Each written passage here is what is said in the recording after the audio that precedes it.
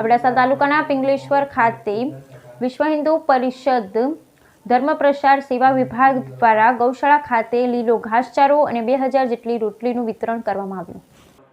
અબડાસા તાલુકાના પિંગલેશ્વર ખાતે વિશ્વ હિન્દુ પરિષદ ધર્મ પ્રચાર સેવા વિભાગ દ્વારા ગૌશાળા ખાતે લીલા ચારો તથા 2000 જેટલી રોટલીનું વિતરણ કરવામાં આવ્યું.